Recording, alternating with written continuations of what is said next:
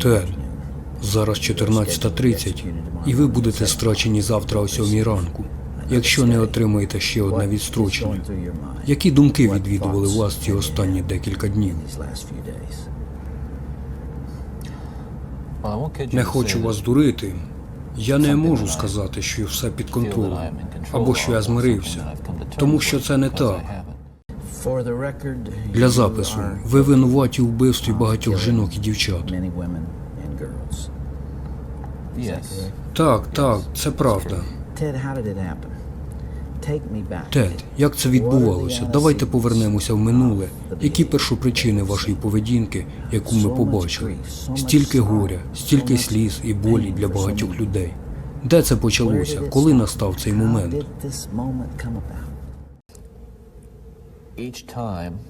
Це дуже важливе запитання. Кожен раз, коли я робив кривду комусь, кожен раз, коли я вбивав когось, особливо на початку, я відчував велику кількість жаху, вини і розкаяння у скоєному. Але потім на мене находив новий імпульс, щоб скоїти це знову.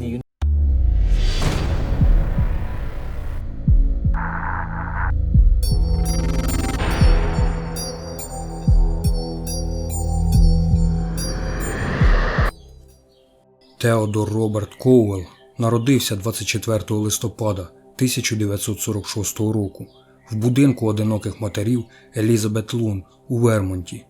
Його мати Луїза Коуелл походила з заможньої родини, однак дівчина завагітніла рано, до того ж не була заміжньою. В ті часи народження дитини без створення сім'ї вважалося, м'яко кажучи, ненормальним. Тож, щоб уникнути осуду суспільства, батьки Луїзи змушені були відправити дівчину в цей притулок. Ім'я справжнього батька Теодора точно невідоме. З книги Енн Рул вдалося дізнатися, що в свідоцтві про народження записаний такий собі ветеран військово-повітряних сил США Ллойд Маршалл. Але пізніше Луїза зізналася, що справжній біологічний батько дитини – матрос Джек Уортингтон, однак ніяких підтверджень цьому теж немає.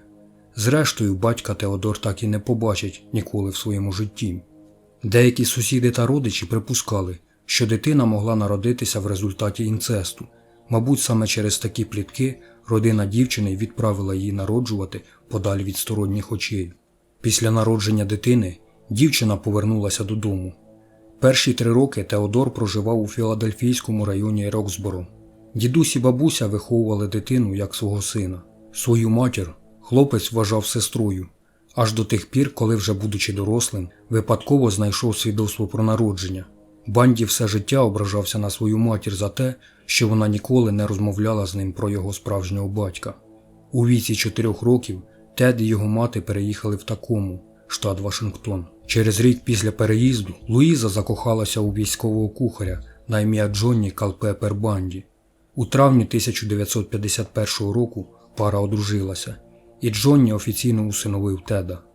Тедові дали прізвище відчима, яке він залишив до кінця свого життя. Невдовзі сім'я поповнилася ще 4 дітьми, а дитинство Банді проходило у догляді за братами та сестрою у післяшкільний час.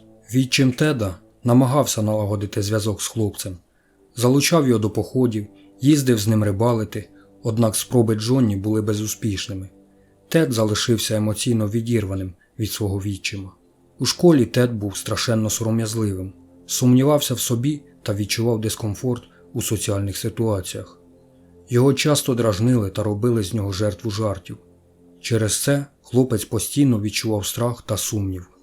Не дивлячись на принизливий досвід, який він пережив, він зміг підтримувати високий рівень навчання, який зберігався протягом усієї середньої школи, а потім і в коледжі. У старших шкільних роках Тед став більш товариським. Його популярність значно зросла, і його вважали добре одягненим і надзвичайно вихованим. Незважаючи на зростаючу популярність, Тед все ще був надзвичайно сором'язливим і невпевненим в собі. Його інтереси лежали більше у позашкільних заходах, таких як спорт та політика. Політикою Тед захоплювався особливо. Зрештою, цей інтерес через багато років приведе його на політичну арену. Єдиним значним спортивним захопленням Банді були гірські лижі. якими він з ентузіазмом займався. Хоча користувався Тед здебільшого краденим обладнанням і підробленими квитками на підйомники. У середній школі його щонайменше двічі заарештовували за підозрою в крадіжці зі зломом, а також крадіжці автомобіля. Коли йому виповнилося 18 років, деталі цих інцидентів були викреслені з його досьє, як це прийнято у штаті Вашингтон. Після закінчення середньої школи Тед навчався в університеті Puget Sound протягом 1 року, а потім перейшов до університету Вашингтона, щоб вивчати китайську мову. Погляди Теда змінилися навесні 1967 року, коли він почав стосунки. Тед зустрів дівчину, про яку він мріяв. Даян Едвардс була красивою та дуже витонченою жінкою з багатої каліфорнійської родини. Тед не міг повірити, що дівчина з такого рівня може зацікавитися таким, як він. Він постійно старався справити на неї враження, навіть якщо для цього треба було збрехати. Між ними було багато відмінностей. Вони обоє любили кататися на лижах, і саме під час таких їхніх спільних лижних поїздок він закохався. Вона була справжнім першим коханням Теда і, можливо, першою жінкою, з якою він вступив у сексуальні стосунки. Проте дівчина не була так закохана. Він їй дуже подобався, але вона не бачила в ньому цілеспрямованості і планів на майбутнє. У 1968 році, після того, як його дівчина закінчила Вашингтонський університет, вона розірвала стосунки з Тедом. Спустошений розривом, Банді покинув навчання і працював на низці низькооплачуваних робіт. Невдовзі покинув все та поїхав до Колорадо, а потім далі на схід. Відвідав родичів в Арканзасі та Філадельфії та записався і закінчив 1 семестр в університеті Темплу. Психіатр Дороті Отснов-Льюіс пізніше назвала цю кризу ймовірно ключовим моментом у розвитку монстра. Восени 1969 року Банді повернувся до Вашингтона та познайомився з матір'ю-одиначкою Елізабет Клопфер. Згодом Банді дізнався про своє справжнє походження. Його сестра насправді була його матір'ю, а його батьки – його дідусь і бабуся. Це несподівано пізнє відкриття справило на нього досить серйозний вплив. Після цього ставлення до матері сильно не змінилося, а от до Джоні Банді стало противним і похмурим. Важко сказати, наскільки сильно вплинула ця новина на вади його характеру. Адже протягом усіх років навчання над репутацією чесності Теда Банді і так завжди була хмара. Багато людей з його близького оточення підозрювали його в дрібних крадіжках. Можливо, розкривалася психопатична природа Теда. Крадіжка без будь-якого почуття провини, по суті, є загальною рисою психічно хворої людини. Такі люди зазвичай відчувають захоплення під час крадіжки. Нечесність Теда розвинулась від крадіжки дрібних речей в школі до крадіжок у магазинах та до пограбування будинків заради телевізорів та інших цінних предметів. Згодом Тед змінився. Замість сором'язливої та замкнутої людини тепер був зосереджений та домінуючого характеру чоловік. Він знову вступив до університету Вашингтона та вивчав психологію. У цьому предметі він досяг великого успіху. Банді став відмінником і любимцем викладачів. Після закінчення університету у 1972 році Банді приєднався до передвиборної кампанії губернатора Деніела Джі Еванса. Представляючи себе студентом коледжу, він стежив за опонентом Еванса, колишнім губернатором Альбертом Росселіні, і записував його промови для аналізу командою Еванса. Еванс призначив Банді членом консультативного комітету із запобігання злочинності в Сіетлі. Після переобрання Еванса Банді був найнятий помічником Роса Девіса, голови республіканської партії штату Вашингтон. А на початку 1973 року Банді на основі рекомендаційних листів від Еванса та кількох професорів психології був прийнятий на юридичний факультет Університету Юти.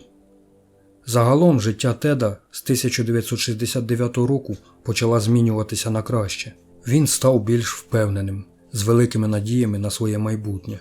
А робота над кампанією переобрання губернатора Вашингтона дозволила Теду налагодити зв'язки з політично впливовими людьми в республіканській партії. Він був задоволений тим, як йшло його життя в цей час. Здавалося, що все йде в правильному напрямку. Його навіть похвалила поліція Сіетла за те, що він врятував життя 3-річного хлопчика, який тонув у озері. Під час поїздки до Каліфорнії у справах республіканської партії влітку 1973 року Банді відновив свої стосунки з Даян Едвардс. Вона була вражена його перетворенням. Її колишній хлопець перетворився на серйозного та відданого професіонала, який, здавалося, був на порозі значної юридичної та політичної кар'єри. В цей час Банді також продовжував зустрічатися з Елізабет Клопфер. Жодна з жінок не знала про існування іншої. Восени 1973 року він вступив до юридичної школи UPS, аби мати змогу частіше бачитися з Даян. Вони обговорювали шлюб, і в один момент він навіть представив її Девісу як свою наречену. На початку 1974 року Тед раптово змінився. Став замкнутим у собі. Стосунки з Даян його перестали цікавити. Невдовзі, без жодних попереджень і пояснень, він припинив усі контакти з нею. Виявилося, це був його план помсти, який спрацював. Він відкинув її, як колись вона відкинула його. Відтоді жінка більше ніколи не бачила Теда. Навчання в юридичній школі, на відміну від психології, давалося Банді важко. Він мав середні результати за успішність, часто пропускав навчання, тож згодом він повністю припинив відвідування занять. Вважається, що саме з цього часу починається моторошний шлях Теда Банді. Немає єдиної думки щодо того, коли і де Банді почав вбивати жінок. Він розповідав різні історії різним людям і відмовлявся розголошувати подробиці своїх перших злочинів навіть за лічені дні до його страти. Вночі 4 січня 1974 року Банді вломився у квартиру 18-річної Джонні Ленз. Дівчина була танцівницею та студенткою університету Вашингтона. Подружки Джонні Ленз не особливо хвилювалися, коли вранці 4 січня 1974 року не зустріли дівчину на заняттях. Але коли дівчина до обіду так і не прийшла, вони вирішили піти в її кімнату та перевірити, чи не захворіла вона. Перед ними постало жахливе видовище. 18-річна Джонні була сильно побита. Від ліжка відірвали прут і жорстоко встромили дівчині в інтимне місце. На щастя, Джонні була живою і в коматозному стані доставлена в лікарню. За життя дівчини лікарі боролися 10 днів. Після виписки вона залишилася з фізичними вадами, які залишаться з нею до кінця її життя. Однак їй пощастило залишитися живою. Джонні стала однією з небагатьох відомих жертв, яким вдалося вижити після нападу Теда Банді. А за різними оцінками після Джонні було ще 35 жертв, яким не так пощастило. Лінда Енн Хіллі була дуже успішною молодою жінкою. У віці 21 року ранкові радіослухачі чули її бадьорий голос, який повідомляв про погоду та умови катання на основних гірськолижних курортах Західного Вашингтона. Це була красива дівчина, висока і струнка, з блискучим чистим довгим каштановим волоссям і широкою посмішкою. Дівчина з хорошої сім'ї та середовища середнього класу. Вона була чудовою співачкою та студенткою Вашингтонського університету за спеціальністю психологія. Лінда жила в будинку біля університету з 4 іншими молодими жінками. 31 січня 1974 року вона з кількома друзями пішла випити пива після обіду в Дантес таверну, яка користувалася популярністю серед студентів університету. Там дівчина пробула недовго, пропустила кілька келихів і пішла додому. Вночі сусідки не чули з кімнати Лінди жодного звуку, можливо тому, що міцно спали після хмільного. Вранці Лінда мусила вставати о 5:30, щоб вчасно потрапити на роботу на радіо. Сусідка почула, як будильник Лінди спрацював, як це було зазвичай. Коли одна з сусідок нарешті зайшла вимкнути його, вона почула дзвінок телефону. Телефонували з радіостанції, щоб дізнатися, де Лінда. Ліжко в кімнаті Лінди було застелене, і ніщо не виглядало дивним. Тож дівчина припустила, що Лінда вже поїхала на роботу. Коли батьки подзвонили того дня, щоб дізнатися, чому Лінда не з'являється на обід, як очікувалося, усі занепокоїлися. Її ніхто не бачив. вона ніби зникла з дому. Батьки Лінди, довго не чекаючи, викликали поліцію. У кімнаті Лінди вони виявили, що її ліжко було застелене так, як Лінда ніколи раніше цього не робила. Насправді Лінда зазвичай не заправляла своє ліжко. Як не дивно, на ретельно заправленому ліжку не було наволочки та покривала. На подушці та простирадлі виявили невелику пляму крові, тієї ж групи, що й у Лінди. Кров також була і на нічній сорочці, яка дбайливо висіла у шафі. Ще однією тривожною підказкою було те, що одні з дверей будинку були не замкнені, хоча дівчата завжди пильно стежили за тим, щоб їх замкнути. Поліція спочатку не була переконана, що Лінда стала жертвою якогось злочину, тому тоді не було зібрано відбитків пальців, волосся чи будь-яких речових доказів. Проте батьки наполягали ретельніше оглянути кімнату. І зрештою поліцейські дійшли висновку, що Лінда стала жертвою злочину, а зловмисник якимось чином потрапив до будинку, зняв з дівчини нічну сорочку та повісив у шафі. Одягнув на неї її змінний одяг, застелив ліжко, загорнув Лінду в покривало та виніс з дому. Причому зробив це все дуже тихо. Протягом першої половини 1974 року студентки коледжу зникали приблизно по одній на місяць.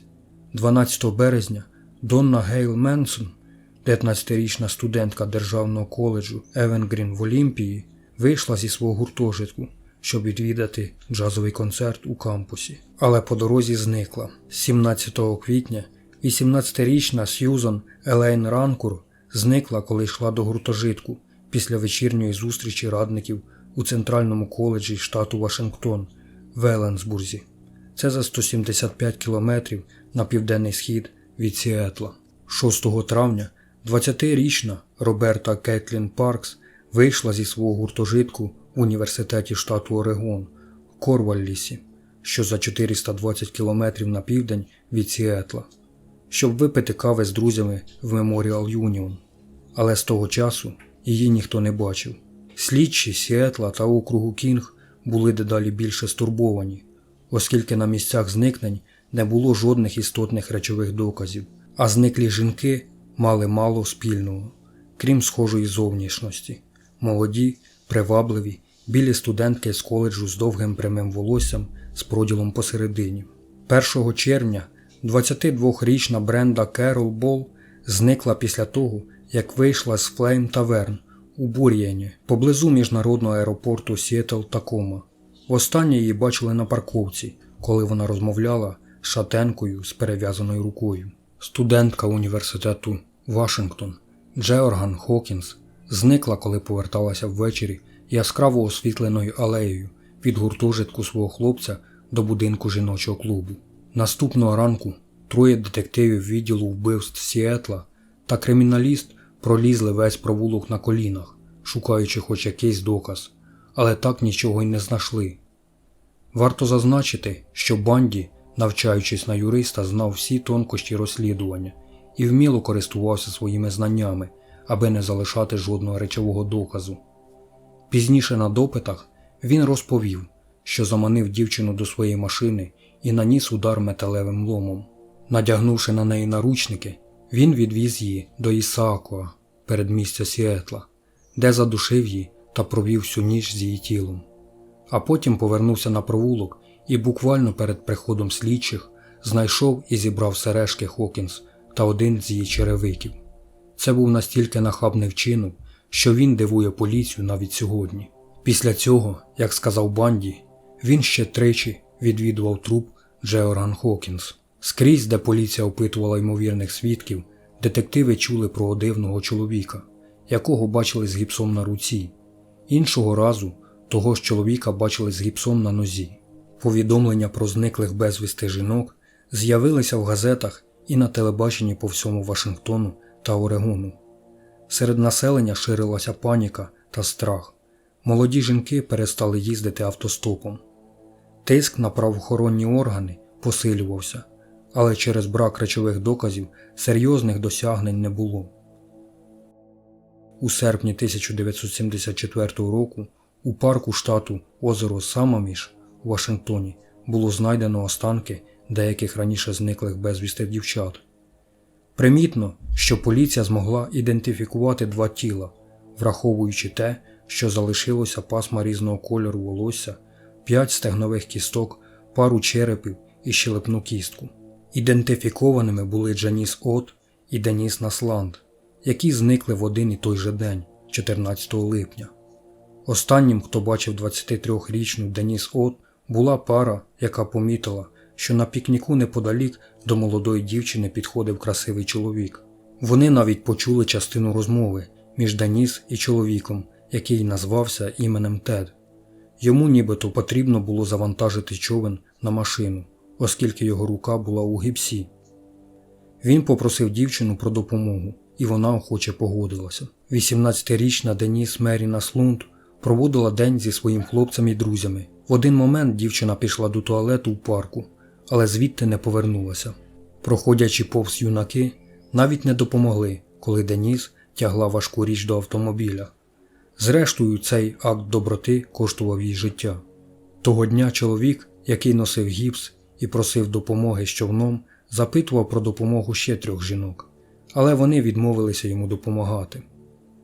Завдяки свідченням очевидців про чоловіка, якого бачили поблизу районів, де зникало багато жінок, правоохоронці змогли розробити фоторобот вбивці, який називав себе Тедом. Цікаво, що у цей період Банді працював помічником директора консультативної комісії із запобігання злочинності в Сіетлі, де власноруч розробив брошуру для жінок про запобігання зґвалтуванням. Пізніше він працював у департаменті надзвичайних служб, урядовій установі штату, яка займається пошуком зниклих жінок. Там він познайомився та почав зустрічатися з Керол Енн Бун, двічі розлученою матір'ю 2 дітей, яка зіграє важливу роль на останньому етапі його життя, 6 роками пізніше. Поліція округу, маючи на руках детальний опис підозрюваного та його автомобіля, розклеїла листівки по всьому Сіетлу. Фоторобот був надрукований в газетах і транслювався на місцевих телеканалах. Енн Рул, яка тоді була співробітником департаменту надзвичайних служб, і професор психології університету Вашингтон впізнали профіль і автомобіль та повідомили про Банді як про ймовірного підозрюваного. Але детективи, які отримували до 200 повідомлень на день, вирішили малоймовірним, що злочинцем міг бути чистий студент-юрист без кримінального минулого. У серпні 1974 року Банді зробив другу заявку в юридичну школу університету Юти та переїхав до Солт-Лейк-Сіті, залишивши свою дівчину Елізабет в Сіетлі. Хоча він часто дзвонив до Елізабет, він зустрічався принаймні з дюжиною інших жінок. Коли він вдруге вивчав програму права на першому курсі, він був спустошений, дізнавшись, що інші студенти мали набагато кращий рівень успішності від нього. Наступного місяця почалася нова серія вбивств, у тому числі 2, які залишилися нерозкритими до того часу, доки Банді не зізнався в них незадовго до своєї страти. 2 вересня він сексуально познущався і задушив досі невідому автостопщицю в Айдахо, а потім викинув останки на березі річки. А наступного дня повернувся, щоб сфотографувати та розчленувати труп. 2 жовтня він викрав 16-річну Ненсі Вілкокс у Холладі, штат Юта, передмістя Солт-Лейк-Сіті. На зізнанні Банді повідомив слідчим, що її останки були поховані біля національного парку Капітолійський риф, приблизно за 320 кілометрів на південь від Голладея, але їх так і не знайшли. У начальника поліції Мідвейла, штат Юта, Луїса Сміта була 17-річна донька, яку він часто попереджав про небезпеку світу. За свою кар'єру він бачив надто багато і хвилювався за безпеку доньки. Проте його найгірші страхи справдилися 18 жовтня 1974 року, коли зникла його дочка Меліса. Її тіло знайшли через 9 днів після зникнення, задушеною зі слідами насилля. 30 днів по тому, на Хеллоуін, зникла 17-річна Лаура Ейме. Її знайшли мертвою біля річки в горах Васач на День подяки. Сліди травм на її тілі були такими ж, як у попередніх випадках. Існували підозри, що її вбили не там, де знайшли, через відсутність крові на місці злочину. Окрім її тіла, у поліції не було жодних речових доказів. Згодом подібність із вбивствами в штаті Вашингтон привернула увагу місцевої поліції в Юті, яка гарячково шукала чоловіка, відповідального за жахливі злочини. З кожним вбивством докази повільно накопичувалися. Поліція Юти консультувалася із слідчими штату Вашингтон. Майже всі погодилися, що велика ймовірність того, що той самий чоловік, який скоїв злочини в штаті Вашингтон, відповідав і за вбивство в Юті. Близька подруга Елізабет, дівчини Банді, яку він залишив у Сіетлі, коли побачила в газеті розповідь про вбивство Меліси Сміт і фоторобот підозрюваного, вона зрозуміла, що Тед Банді, мабуть, той самий чоловік, якого шукають. Вона одразу поділилася своєю здогадкою з Елізабет. У глибині душі Елізабет, мабуть, знала, що її подруга мала рацію. Зрештою, Тед дійсно був схожий на фоторобот. Він їздив на подібному автомобілі, якого бачили свідки. До того ж вона бачила милиці в його кімнаті, хоча він ніколи не травмував ногу. Зрештою, в серпні 1974 року вона анонімно подзвонила в департамент поліції Сіетла і заявила, що її хлопець може бути причетним до недавніх справ про вбивство. Пізніше тієї осені вона подзвонила ще раз і надала більш доречну інформацію, яка могла б допомогти слідчим у справі. Вона також погодилася надати останні фотографії Теда, щоб пізніше показати їх свідкам. Однак свідки не підтвердили особу після перегляду фотографій, і звіт Елізабет зрештою було видалено. Слідчі, які вели справу, вирішили звернути увагу на інших ймовірних підозрюваних, і про Теда Банді забули. Тим часом поведінка Банді ставала більш сміливою і ризикованою. Тепер він не чекав вечора і не маскував обличчя, коли наближався до жінок. Важливі свідчення надала 18-річна Керол Даронч, ще одна жертва Банді, якій вдалося вижити. В поліційному відділку жінка розповіла про напад. 8 листопада 1974 року до неї підійшов дивний, але красивий чоловік у книжковому магазині торгового центру в Юті. Незнайомець сказав їй, що бачив, як хтось намагався зламати її автомобіль, і попросив її піти з ним на стоянку, щоб перевірити, чи не вкрали щось. Керол подумала, що цей чоловік, мабуть, був охоронцем торгового центру, тому що він, здавався, контролює ситуацію. Коли вони прийшли до машини, вона перевірила її та повідомила чоловікові, що все в порядку. Але чоловік, який назвався офіцером Розлендом, був незадоволений цим і сказав їй, що їй потрібно поїхати з ним в управління поліції. Він хотів, щоб вона ідентифікувала ймовірного злочинця та подала скаргу. Коли він підвів її до свого автомобіля, вона щось запідозрила і попросила пред'явити посвідчення. Він швидко показав їй золотистий поліцейський значок, а потім посадив її в машину. Від'їхавши від торгового центру, чоловік швидко поїхав у напрямку протилежному поліцейській дільниці і через деякий час раптово зупинив автомобіль. Страх охопив Керол Даронч. Раптом чоловік схопив її за зап'ястя та намагався одягнути наручники. Керол кричала та просила про допомогу. Коли вона вчергове закричала, чоловік дістав пістолет і пригрозив вбити її, якщо вона не закриє рот. Пізніше він викинув її з машини, а потім, як божевільний, раптово штовхнув її на землю. У нього в руці був лом, і він був готовий вдарити її по голові.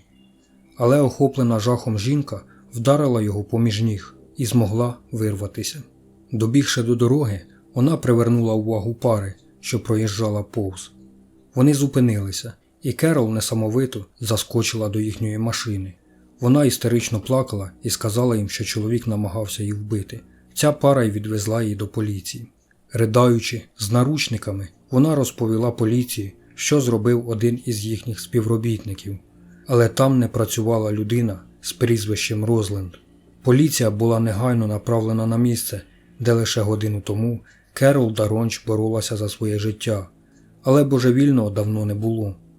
Однак поліція змогла отримати опис чоловіка та його автомобіля, а через кілька днів на пальто дівчини знайшли зразки крові нападника. Того ж вечора до 17-річної дівчини, яка навчалася в Юманській середній школі, підійшов гарний чоловік і попросив її допомогти ідентифікувати автомобіль, який нібито був у розшуку. Проте дівчина працювала над виставою, вона була надто зайнята і відмовила йому. Пізніше він знову звернувся до неї і попросив допомогти. І вона знову відмовила йому. Деббі Кент, подивившись вечірню виставу, разом зі своїми батьками, пішла раніше, щоб забрати свого брата з боулінгу. Вона сказала батькам, що незабаром повернеться, щоб забрати їх, але так і не зробила цього. Коли поліція взялася за пошуки дівчини, то знайшла на парковці лише маленький ключ від наручників. Як виявилося пізніше, цей ключ ідеально підійшов до наручників, які були на Керол Даронч. Шкільний вчитель драми та один із учнів розповіли поліції, що незнайомець, який просив вийти на стоянку, щоб ідентифікувати автомобіль, чекав у задній частині актового залу і пробув там майже до кінця вистави. Ще один свідок по цій справі з'явився через місяць. Він розповів, що бачив Volkswagen Жук бежевого кольору, який мчав від шкільної стоянки у день зникнення Деббі Кент. У грудні 1974 року Елізабет Клопфер знову подзвонила в офіс шерифа округу Солт-Лейк-Сіті і втретє повторила свої підозри на рахунок свого хлопця. Зрештою, ім'я Банді було додано до їхнього списку підозрюваних, але на той час жодні достовірні судові докази не пов'язували його зі злочинами в Юті. У 1975 році Банді переніс більшу частину своєї злочинної діяльності на схід, зі своєї бази в Юті до Колорадо. 12 січня 1975 року Керін Кембл і її наречений доктор Рамен Гадовський і двоє його дітей приїхали до Колорадо. Керін сподівалася, що зможе насолодитися відпочинком від роботи та провести більше часу з дітьми, поки її наречений відвідує семінари. Того вечора, відпочиваючи в вітальні готелю з сім'єю, вона зрозуміла, що забула журнал, і повернулася до своєї кімнати, щоб забрати його. Наречений і діти марно чекали її повернення. Чоловік знав, що Керін трохи прихворіла, і повернувся до кімнати, щоб перевірити, чи не потрібна їй допомога. Керін ніде не було. Насправді, вона так і не дійшла до кімнати. Розгублений і стурбований зникненням жінки Раймонд Гадовський повідомив поліцію про зникнення. Вони обшукали кожну кімнату в готелі, але не знайшли жодного сліду Керін. Майже через місяць, за декілька кілометрів від місця, де відпочивала родина, працівник, який доглядав за рекреаційними зонами відпочинку, знайшов оголене тіло Керін неподалік від дороги. Тварини спустошили її тіло, що ускладнило встановлення точної причини смерті. Проте було очевидно, що вона отримала численні переломи, які могли бути летальними. Як і багато інших жертв, знайдених у Юті та Вашингтоні, на її тілі були сліди від численних ударів по голові тупим предметом, який залишив характерні лінійні рифленні поглиблення на її черепі. На її тілі також були глибокі порізи від гострої зброї. Також, як і всі попередні жертви Банді, жінка була піддана сексуальному насиллю. На місці події, окрім останків Керін, так само знайдено небагато речових доказів. Через кілька місяців після того, як було виявлено тіло Керін Кембл, неподалік знайшли останки іншої людини. Це була Бренда Болл, одна із 7 жінок, які зникли влітку 1974 року. Причиною її смерті стали удари по голові тупим предметом. Поліція вирішила обшукати навколишню місцевість та гори Тейлор. Лише через пару днів буде виявлено ще одне тіло, яке належало Сьюзан Ранкур, яка також зникла того літа. Гори Тейлор стали місцем поховання божевільного, відомого як Тед. Того місяця було знайдено ще 2 місця з останками тіл. Одну жертв вдалося ідентифікувати як Лінда Енн Хілі, та сама дівчина, радіоведуча, яку Банді непомітно виніс у покривалі із студентського будинку. Хотів би додати той факт, що деякі із жертв Банді залишилися неідентифікованими до цього часу. Їхні імена невідомі.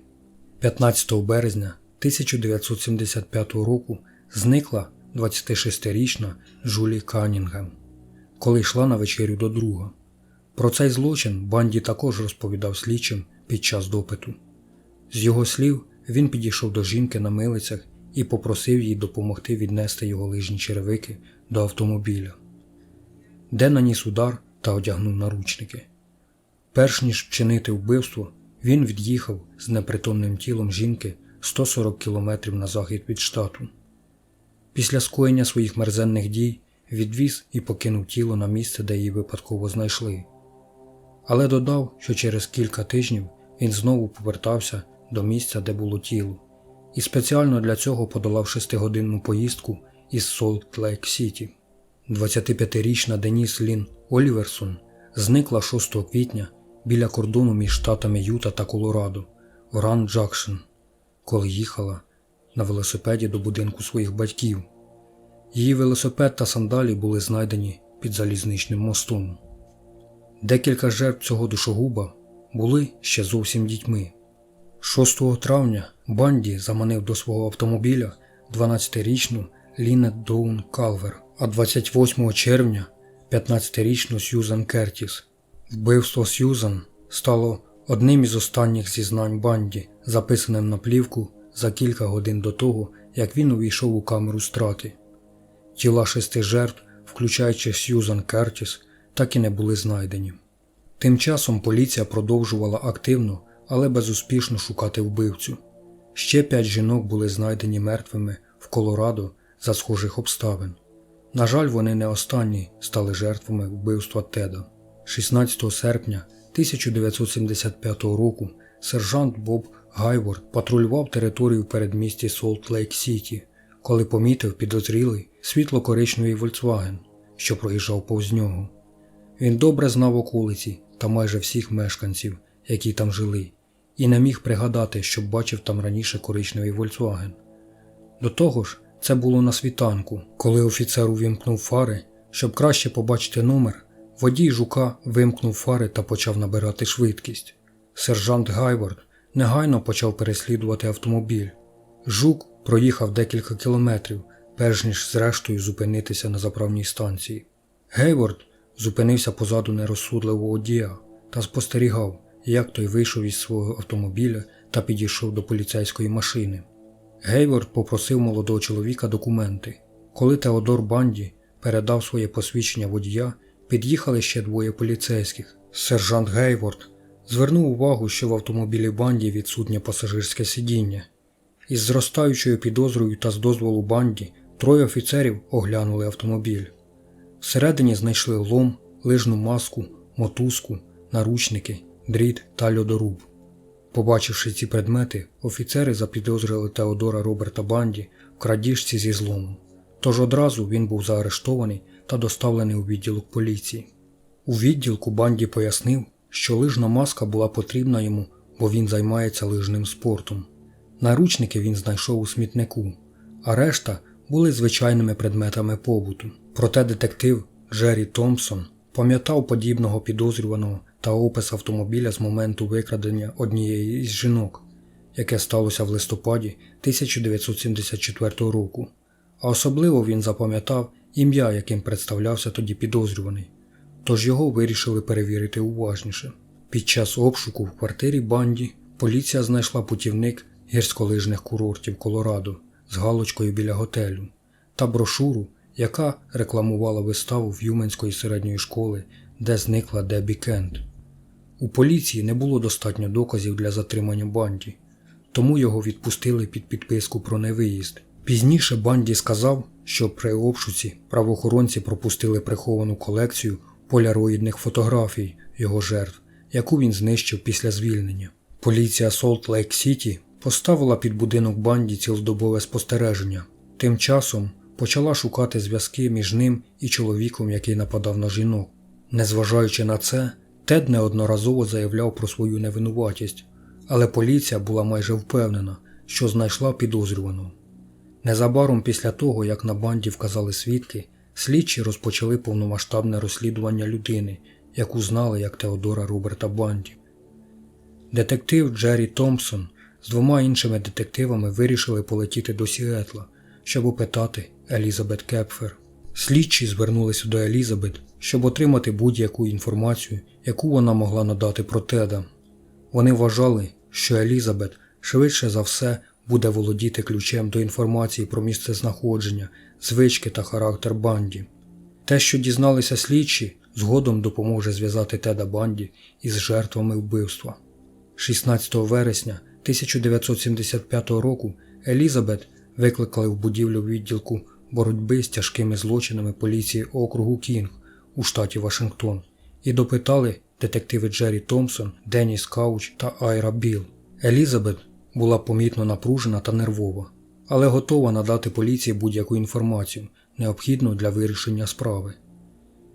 Коли її запитали про Теда, вона сказала, що жодної ночі, коли відбувалися вбивства Теда, не було вдома. Елізабет також розповіла поліції, що він часто спав удень і їхав кудись уночі, куди саме вона не знала. Також від Елізабет слідчі дізналися, що у Теда були дивні предмети і інструменти. Серед цих предметів були милиці, мішок із гіпсом, який він, як зізнався, викрав з медичного закладу, і ножик для м'яса, який ніколи не використовувався на кухні. Банді постійно був у боргах, і Елізабет підозрювала, що він вкрав майже все, що приносив додому. Коли вона сперечалася з ним через новий телевізор і стереосистему, він попередив її, якщо вона комусь скаже, то він зламає їй шию. Елізабет також згадала, що Тед відвідав парк Лейк Самаміш у липні, де він нібито катався на водних лижах. А вже за тиждень двох дівчат оголосили зниклими безвісти. Після довгих годин розмов з Елізабет слідчі вирішили переключити свою увагу на колишню дівчину Теда в Каліфорнії. Коли поліція зв'язалася з нею, вона розповіла їм про те, як він раптово змінив своє ставлення до неї з любові та ніжності на жорстоке та безчутливе. Після подальшого допиту поліція дізналася, що стосунки Банді з його дівчиною з Каліфорнії збігалися з його стосунками з Елізабет. Здавалося, що Тед жив подвійним життям, сповненим брехні та зради. У Теда було більше, ніж спочатку очікували слідчі. Подальше розслідування давало ще більше доказів. Виявлялося, що Банді купував бензин за допомогою кредитних карток у містах, де зникали деякі із жертв.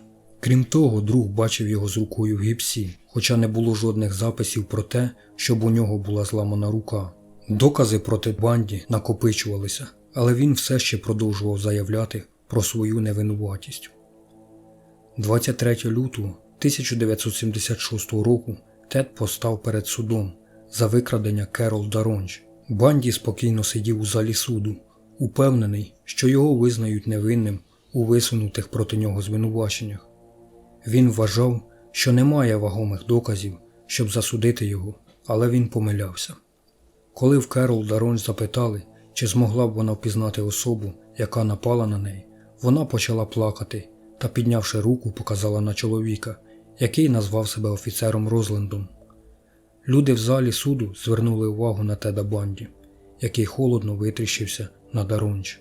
Банді, в свою чергу, на тому ж судовому засіданні заперечив свою провину і сказав, що ніколи раніше не бачився з цією жінкою.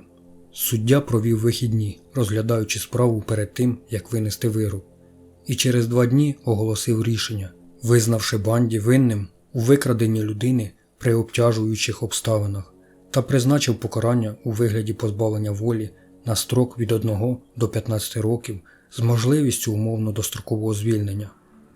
На наступному засіданні у червні 1976 року його засудили до 1 року позбавлення волі у в'язниці штату Юта. Перебуваючи у в'язниці, Банді пройшов психологічну експертизу, яку раніше вимагав суд. Психологи не виявили у Банді будь-яких відхилень. Вони прийшли до висновку, що він мав сильну залежність від жінок і що ця залежність є підозрілою. Поки Банді залишався ув'язненим у в'язниці штату Юта, слідчі почали пошук доказів його причетності до вбивств інших жінок. Чого Банді не усвідомлював, так це того, що його юридичні проблеми незабаром загостряться. У жовтні Банді, перебуваючи в в'язниці, спробував втекти, але його виявили, коли він ховався у кущах на подвір'ї в'язниці. При ньому був набір для втечі, карти доріг, розклад авіаліній і картка соціального страхування. Після цього випадку його на кілька тижнів перевели у одиночну камеру. 22 жовтня 1976 року поліція штату Колорадо висунула банді звинувачення у вбивстві Керрін Кемпбелл і Меліси Сміт. У квітні 1977 року Тед був переведений до в'язниці округу Гарфілд в Колорадо, щоб очікувати наступного суду. Під час підготовки справи Банді вказував на незадоволеність своїм захистом. Він вважав свого адвоката невмілим і неспроможним і зрештою відмовився від нього. Банді, досвідчений у юриспруденції, вважав, що він може виконувати роботу краще, і почав самостійно захищатися у справі. Він був упевнений, що досягне успіху на суді, призначеному на 14 листопада 1977 року. На Банді чекало багато роботи. Йому було надано дозвіл час від часу залишати межі в'язниці та використовувати бібліотеку суду в Аспені для проведення досліджень та підготовки бази захисту. Але правоохоронці не знали, що тим часом він планував втечу. 7 червня, під час перебування в судовій бібліотеці, Банді зумів вистрибнути з відкритого вікна, пошкодивши при цьому щиколотку, і втекти на свободу. На ньому не було ні кайданок, ні наручників, тому він нічим не виділявся серед звичайних громадян міста Аспен. Поліція Аспена швидко встановила блокпости навколо міста, але Тед знав, що йому треба поки що залишатися в межах міста та ховатися. Поліція розпочала масштабний наземний пошук, використовуючи пошукових собак. Більше 150 офіцерів постійно патрулювали місто в надії спіймати хитрого злочинця. Під час втечі Банді харчувався їжею, яку він вміло крав у місцевих кіосках і довколишніх камперах. Час від часу спав. Проте Банді знав, що йому потрібна машина, яка дозволить йому проїхати через поліцейські бар'єри. Він не мав наміру вічно ховатися в Аспені. Тед вірив, що йому судилося бути вільним. Звичайно, Банді знайшов свій квиток для втечі з міста. Він виявив машину з ключами, залишеними всередині. Але, як виявилося, його удача тривала недовго. Коли він намагався втекти з Аспена, на викраденому автомобілі його помітили і заарештували. Відтоді йому було наказано носити наручники та кайдани під час проведення його досудових досліджень у бібліотеці в Аспені. Однак Банді не був тим типом людей, які люблять бути зв'язаними. І майже через 7 місяців він знову спробував втекти, але цього разу спроба виявилася більш успішною. 30 грудня він заповз під стелю в'язниці округу Гарфілд і через невеликий отвір пробрався до іншої частини будівлі. Там йому вдалося знайти ще один отвір у стелі, який вів у комірчину кімнати для працівників тюрми. Він довгий час сидів і чекав, доки кімната стане порожньою, а потім спокійно вийшов через двері на свободу. Я багато чув про суворість американських в'язниць, але мені здається, що саме з тією щось не так, оскільки навіть саму втечу Банді виявили наступного дня, більше ніж через 15 годин. Коли поліція дізналася про його втечу, Банді вже був на шляху до Чикаго. В середині січня 1978 року Тед Банді підробив документи на ім'я Кріс Хаген і комфортно жив в однокімнатній квартирі в Таллахасі, штат Флорида. Він насолоджувався своєю новою свободою в місті, де майже нічого не знали про нього чи його минуле. Банді був надихнутий інтелектом і молодістю і почувався комфортно в новому середовищі неподалік університету штату Флорида. Більшу частину свого вільного часу він проводив гуляючи студентським містечком, час від часу непомітно заглядаючи на заняття та слухаючи лекції. Коли він не тинявся кампусом, він проводив час у своїй квартирі, дивлячись телевізор, який він, звісно ж, вкрав. А нагадаю, крадіжки і вміння брехати були його другою натурою. Майже все в його квартирі було вкраденим. Навіть їжу, яку він їв, він оплачував кредитними картками, які вкрав. За цих обставин Банді, здавалося, мав достатньо матеріальних благ, щоб бути задоволеним. Чого він не мав і чого йому найбільше бракувало, так це товариства. Однак Банді був би не собою, якби не продовжив свої криваві жнива. У ніч на суботу, 14 січня, кілька сестер жіночого товариства були у будинку Чіомега. О 3 годині ночі Ніту Нірі привіз до жіночого товариства її хлопець. Дійшовши до дверей будинку, вона помітила, що вони навстіж відчинені. Невдовзі після того, як вона увійшла до будівлі, вона почула якийсь рух, наче хтось бігав у кімнатах на другому поверсі. Раптом вона почула кроки, що наближалися до сходів поряд із нею, і сховалася за дверима, щоб її не було видно. Вона спостерігала, як чоловік у в'язаній блакитній шапочці, тримаючи в руках дерев'яну колоду, замотану в тканину, збіг сходами вниз і вийшов за двері. Першою Нітиною думкою було те, що будинок жіночого клубу пограбували. Вона негайно побігла сходами, щоб розбудити свою сусідку по кімнаті Ненсі. Ніта розповіла їй про дивного чоловіка, якого вона бачила, виходячи з будівлі. Не знаючи, що робити, дівчата попрямували до кімнати матері.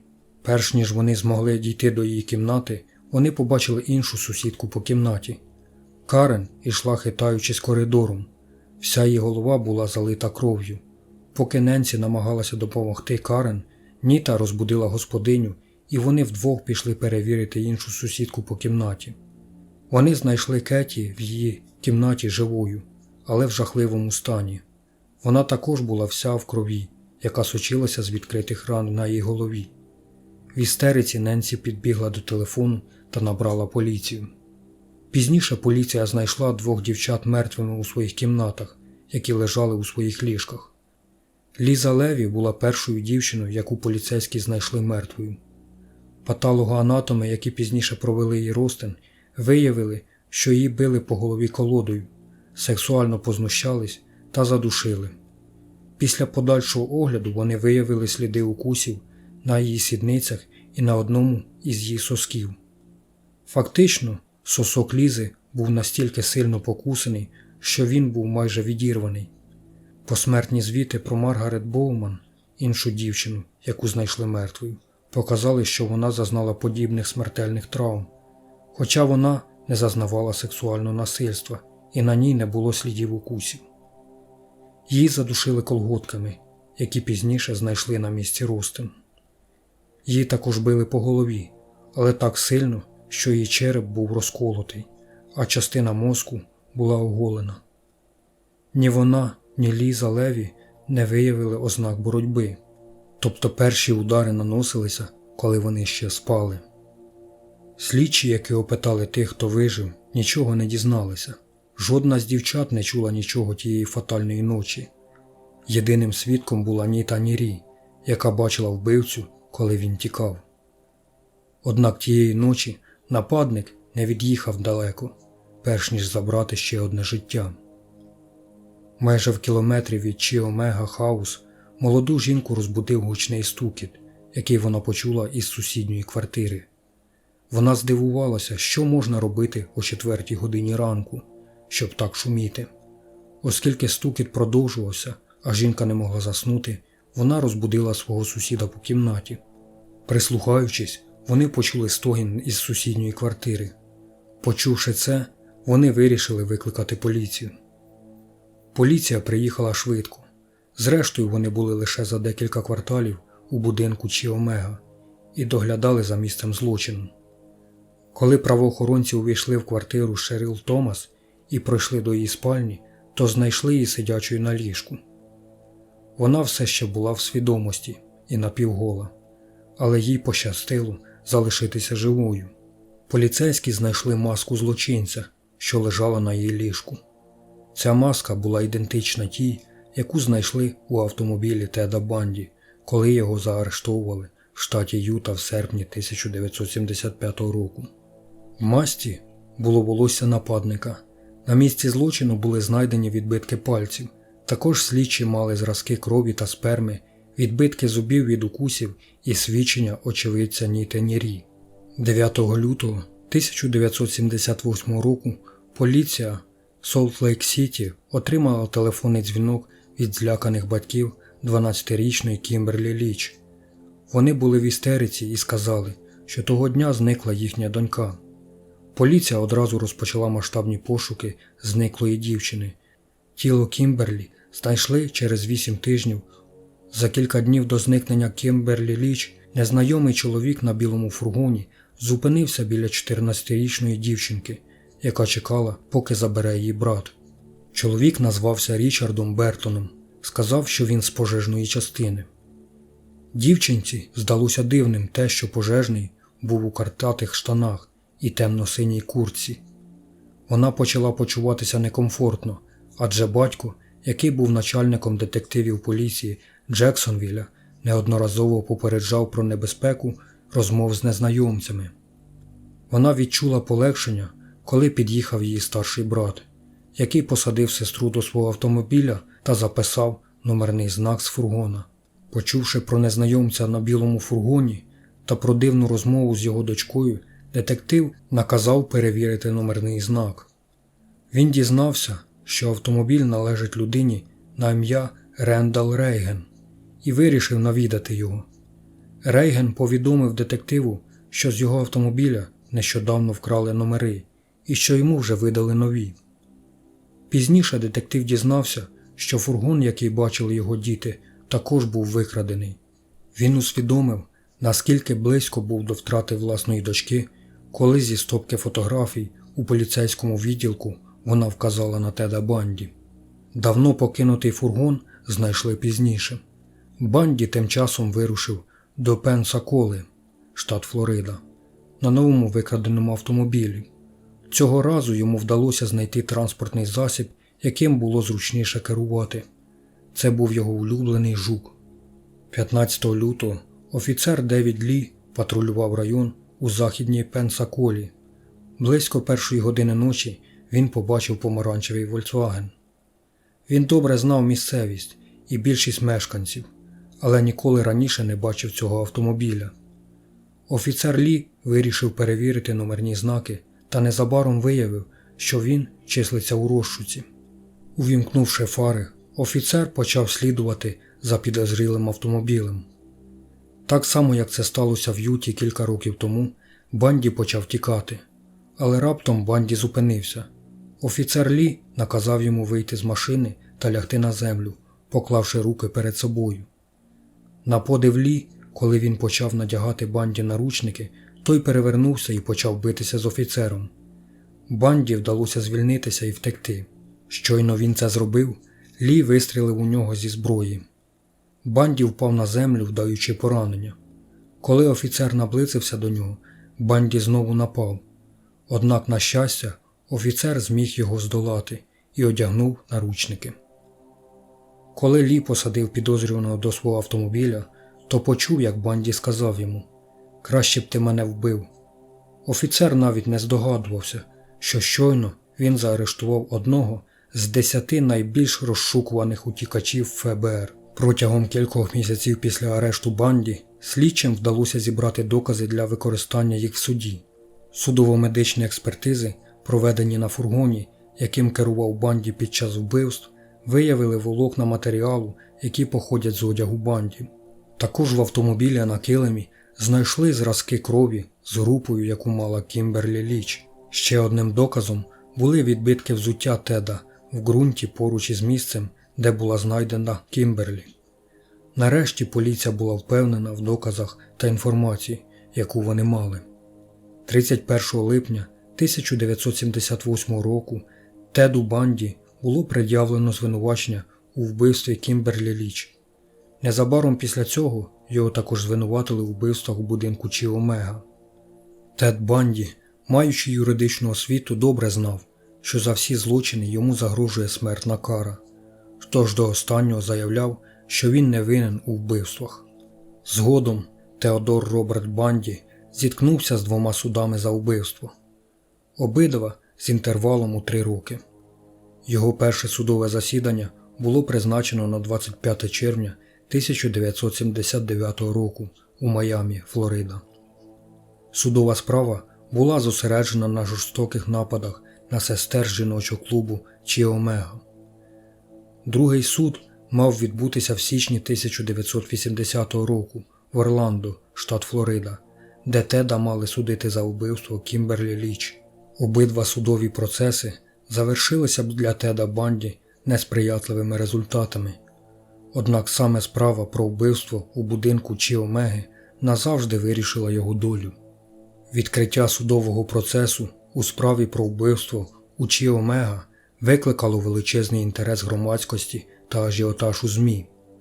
Тед став справжньою суперзіркою, а суд транслювали найбільші канали Сполучених Штатів і декілька зарубіжних країн. Сам Тед з'являвся на засідання бездоганно одягнений, а з присяжними та суддями поводився дуже чемно. Під час засідань під будівлею суду страйкували десятки жінок, які не вірили, що такий елегантний красень може бути маніяком-убивцею. Але більшість населення дивилися на Банді тверезим поглядом. Зрештою, його підозрювали щонайменше у 36 вбивствах у 4 штатах, а його ім'я викликало відчуття відрази у тисяч, можливо навіть у мільйонів людей у всьому світі. Багато хто вважав його перевтіленням зла, монстром і дияволом. Під час судового процесу у справі про вбивство в Чі Омега Тед сам представляв свій захист і виступав у якості адвоката. Він був упевнений у своїх силах і вірив, що його судитимуть справедливо. Але на початку судового процесу стало ясно, що Тед веде програшну битву. У процесі було дві події, які схилили присяжних проти Теда. Першим було освідчення Нітані Рі про те, що вона бачила в ніч убивства. Перебуваючи на суді, вона вказала на Теда як на чоловіка, якого вона бачила в Чі Омега в ніч убивства. Другою подією, яка вразила присяжних під час судового розгляду, були свідчення одонтолога доктора Річарда Сувірона. Під час виступу доктор Сувірон описав сліди від укусів на тілі Лізи Леві.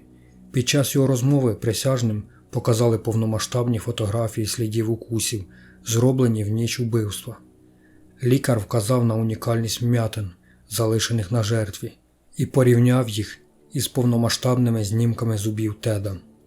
Не було сумнівів, що Тед залишив сліди укусів на тілі Лізи Леві. Під час короткого слухання мати Теда дала свідчення і зі сльозами благала залишити життя її сину. 23 липня Тед чекав у своїй камері, поки присяжні обговорювали вердикт.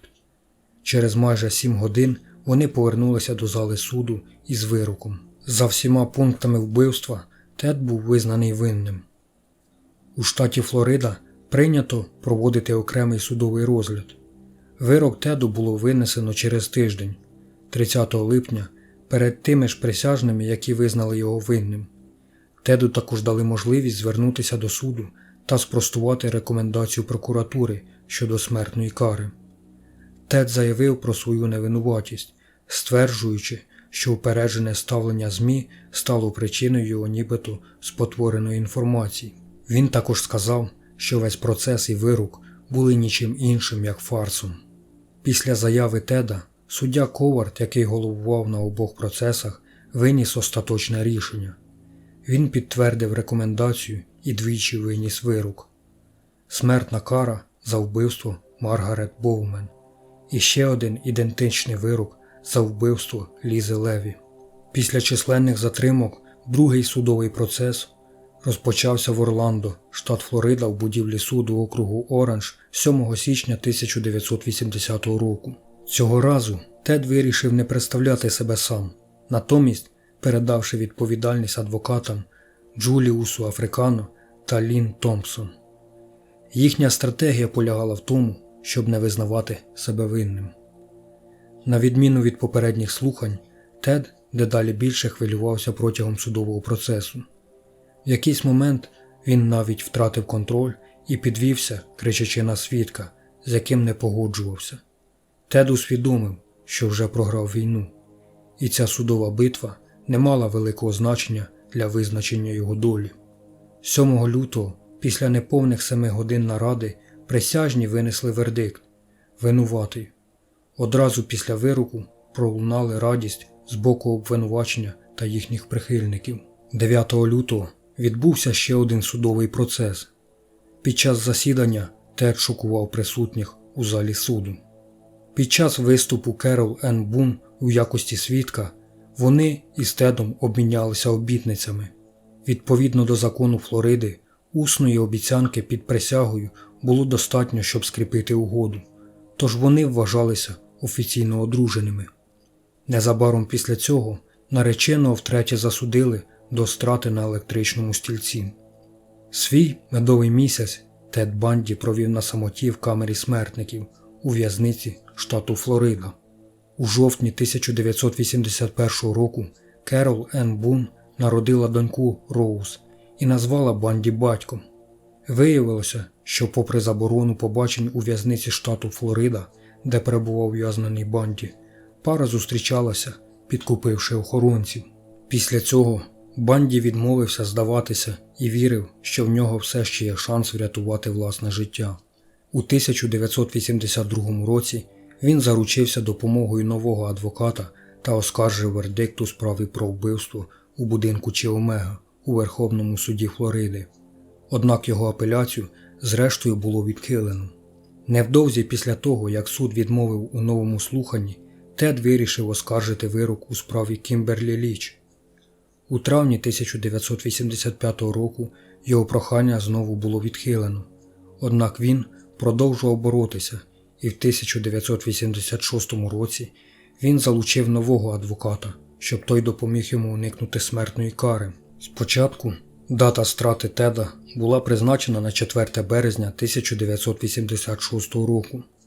Однак його страту було відкладено, поки його новий захисник Полі Нельсон працював над його апеляціями щодо його попередніх засуджень за вбивство. Через 2 місяці апеляцію було відхилено.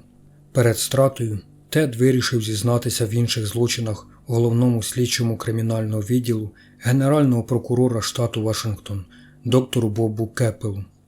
Тед допомагав доктору Кеппелу в його полюванні на вбивцю з Грін-Рівер і надзвичайно йому довіряв. Кеппел пішов на зустріч з Тедом, озброївшись лише диктофоном, і навіть не здогадувався, про які жахіття почує. Доктор Кеппел дізнався, що Тед зберігав голови деяких своїх жертв у себе вдома як трофеї, про збочену любов до останків своїх жертв, до яких він неодноразово повертався. Також під час цього інтерв'ю Тед натякнув про свої злочини задовго до 1974 року, про жертв, яких слідство навіть не підозрювало. Причиною цієї серії вбивств сам Тедді визначив як наслідок впливу перегляду фільмів для дорослих у молоді роки. Енн Рул і Роберт Кеппел у своїх книгах про Банді припускають, що ймовірно Тед відповідальний за смерть принаймні сотні жінок, не враховуючи офіційну кількість жертв у 36. Але якою б не була цифра, ніхто вже ніколи не дізнається напевно, скільки людей насправді стало жертвами Теда. Після цих зізнань Керол Енн Бун розлучилася з Тедом Банді. 24 січня 1989 року, приблизно о 7 годині ранку, пам'ять Теда про його звірства буде назавжди спалена невблаганним струмом електричного стільця. Біля стін в'язниці стояли сотні глядачів і десятки представників ЗМІ, які чекали звістки про смерть Теда Банді. Після оголошення прес-секретаря в'язниці про те, що Тед офіційно мертвий, радісна публіка вигукнула. Незабаром після цього із-за воріт в'язниці виїхав білий катафалк із тілом одного з найвідоміших серійних убивців. Коли машина рухалася до крематорію, натовп, що чекав під будівлею, весело аплодував завершенню страшного кошмару.